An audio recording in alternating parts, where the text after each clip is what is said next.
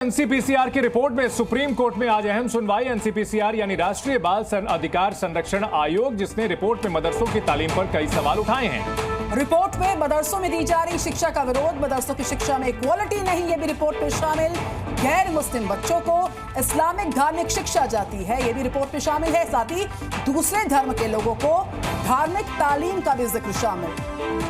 तो मदरसों की शिक्षा खराब है, जिसको लेकर के बाल अधिकार संरक्षण आयोग की ओर से जो बातें कही गई थी, इस पर आज सुप्रीम कोर्ट में अहम सुनवाई है।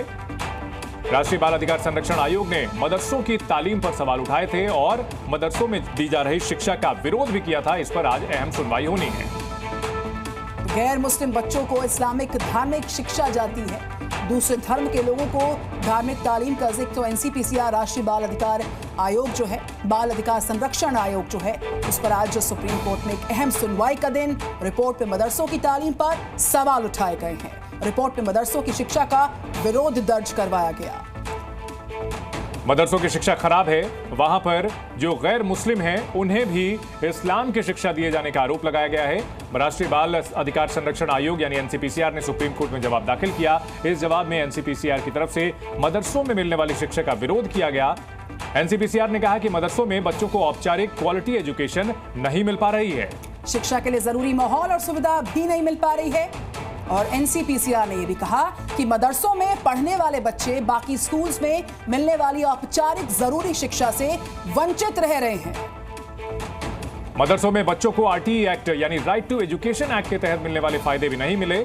इनमें मिड डे मील, यूनिफॉर्म और ट्रेंड टीचरों की सुविधाएं हैं जो कि मदरसों के बच्चों को नहीं मिल पा रही हैं। ये तमाम आरोप एनसीपीसीआर ने लगाए हैं अपनी रिपोर्ट में और सुप्रीम कोर्ट में आज इस पर सुनवाई होने जा रही है। तो सवालों में है मदरसे की तालीम, और क्या क्या सवाल है वो हम आपको ग्राफिक्स के माध्यम से दिखा रहे हैं। बच्चों को औपचारिक क्वालिटी एजुकेशन और माहौल के साथ साथ सुविधाएं नहीं मिल पा रही। इसके अलावा मदरसों में पढ़ने वाले बच्चों को औपचारिक जरूरी शिक्षा नहीं मिल पाती है, बच्चों को मुफ्त और जरूरी शिक्षा नहीं मिल पाती है।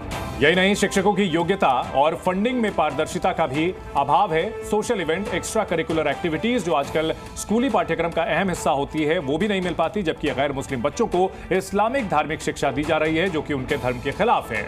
कुछ मदरसों में जिस तरीके से देखिए गैर मुस्लिम बच्चे हैं, उनको इस्लामिक धार्मिक शिक्षा दी जा रही है, और साथ ही साथ आर्टिकल 28(3) की बात करें, उसका ये सरासर उल्लंघन करार दिया। इसके साथ ही जवाब में कई और कमियों का जिक्र है। ऐसे में सवाल ये है कि क्या सुप्रीम कोर्ट इन फैक्ट्स को आधार बनाएगा और कोई आदेश आज जारी करेगा? इस पर नजर रहने वाली है।